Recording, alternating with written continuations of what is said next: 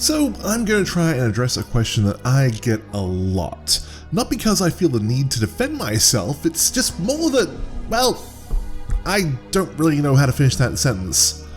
The question I get asked a lot is, why do you prefer to play female characters in video games?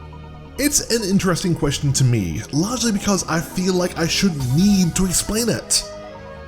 Why do you feel like playing a hulking pile of steroids like Kratos? Why do you play as a Worgen if not to satisfy your pent-up need to write Twilight fanfiction? Why do you play a vampire if not to... Wait, hold on, I'm doubling up here. The point is, there's a commonly held belief that gamers always choose the character that best suits their ideal physical form. It's the same point that's made when people try to argue that men are just as sexualized as women in the media. It's not sexualization if that's what you actually want to look like. So armed with that common belief, people assume that if you're predisposed to playing as the opposite gender in games, then you're clearly going through some kind of gender identity issues that you can't quite admit to yourself. And while that may be actually true for some people, it's a brush that we need not paint everyone with. So I'm here to try and answer the question that gets asked way more often than I would actually like. Why do guys play as girls in video games? Okay, first let's get the obvious answer out of the way. Sex. If there's one thing that practically everyone can agree on, it's that guys like sex. They like boobs, they like butts, and girls have both of them in abundance.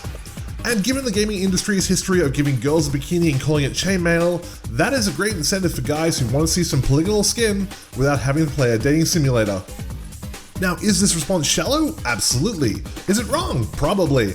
But I can't really fault them at the same time either. I'd be lying if I said I played Dead or Alive for its rich, historically accurate portrayal of ninjas.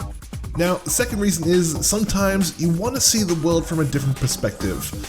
Video games are incredibly unique in that they are the closest form of media that we have that allow you to literally walk in someone else's shoes. See, some gamers like to play games that put them into realistic situations. That's fine, there's nothing wrong with that. But other gamers like to use games to explore everything but reality itself. They want to get away from what's familiar and explore new and interesting ideas. And that is where playing a female character comes in.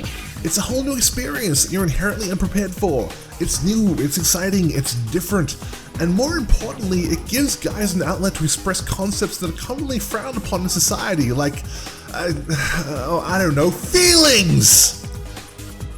And this brings me to my final point. This may seem impossible for some people to believe, but girls can kick ass. As astonishing a revelation that may be to some people, it's possible to be a completely badass character and not be in possession of a Y chromosome at the same time.